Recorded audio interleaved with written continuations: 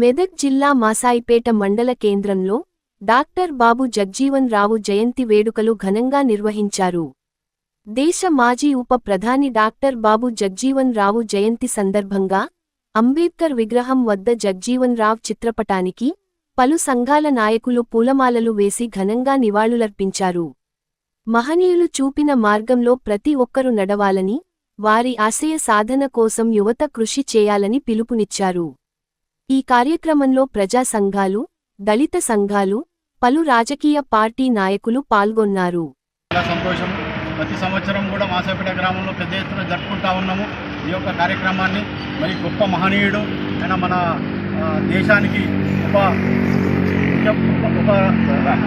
ప్రధానిగా పనిచేయడము, మరి అటువంటి గొప్ప మనుషులు చాలా తక్కువ ఉంటారు.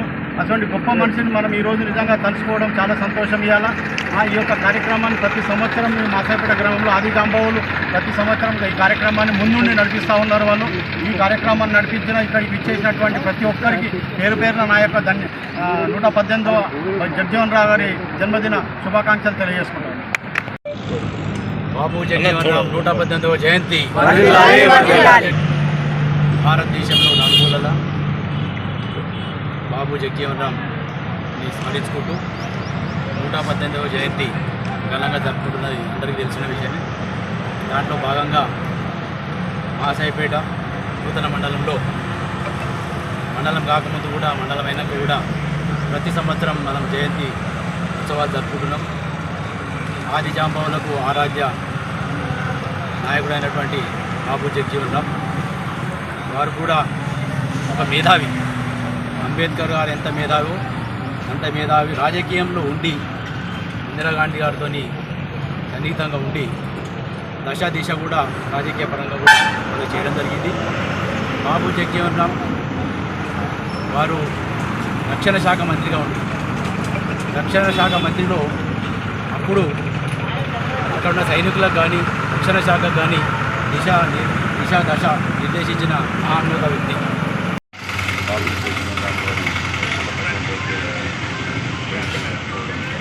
చాలా సంతోషకరం. ఆ కార్యక్రమానికి వచ్చిన ప్రజలందరికీ, వివిధ పార్టీల నాయకులకు, ముఖ్యంగా ఏర్పాటు చేసిన సోదరులందరికీ కూడా పేరున ధన్యవాదాలు తెలియజేస్తున్నాను. ఒక మహనీయుడు బాబు జగ్జీవన్ రావు వెంటనే ఒక వ్యక్తి కాదు, ఒక శక్తి. ఆయన గురించి నేను ఒక సెంటెన్స్ ఇచ్చిన.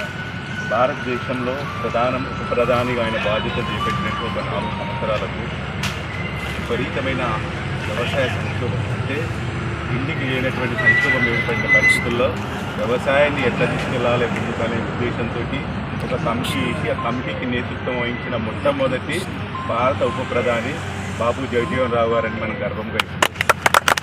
ఎందుకంటే ప్రతి ఒక్కరికి ఒక చరిత్ర ఉంటుంది. ఆ చరిత్రను నాయకత్వ రూపంగా ముందుకు తీసుకెళ్ళలే ఇలా దేశం గర్విస్తుంది, దేశం కొనియాడుతుంది, దేశం ఎప్పటికీ వచ్చే తరం అంతా గుర్తిస్తుందని ఆయన ఎప్పుడు పేదల పక్షాన, ముఖ్యంగా మళ్ళీ ఇంకొకటి కూడా అంటరాని తరానికి కూడా నిర్మూలన కమిటీ కూడా ఆయన. దళితులకు 2 కళ్ళ లాంటి వారు డాక్టర్ బాబాసాహెబ్ అంబేద్కర్, డాక్టర్ బాబు జగ్జీవన్ రావు గారు. ఒకరు రాజ్యాంగాన్ని రాస్తే రాజ్యాంగం పార్లమెంటులో ఆమోదింపజేయడానికి తీవ్ర కృషి చేసిన వ్యక్తిగా 2వ నంబర్లో డాక్టర్ బాబు జగ్జీవన్ రావు గారి విషయాన్ని గుర్తు చేస్తూ ఉన్నాం.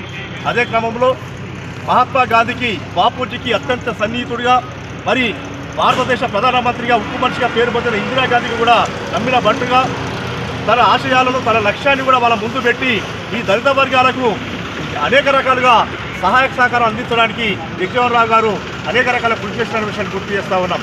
ఆయన ఈ దేశంలో మరి రక్షణ శాఖ మంత్రిగా, వ్యవసాయ శాఖ మంత్రిగా అనేక రకాల శాఖల్ని ఆయన సమర్థవంతంగా నియమించిన విషయాన్ని గుర్తు చేస్తూ ఉన్నాం. ఆ శాఖలను మరి ఆయనను నిర్ణయించేటప్పుడు, ఆ శాఖల్ని ఆయన నిర్ణయించేటప్పుడు రక్షణ శాఖ మంత్రిగా కొనసాగుతున్నప్పుడు అక్కడికి పోయి బార్డర్లో ఉన్న సైనికులకు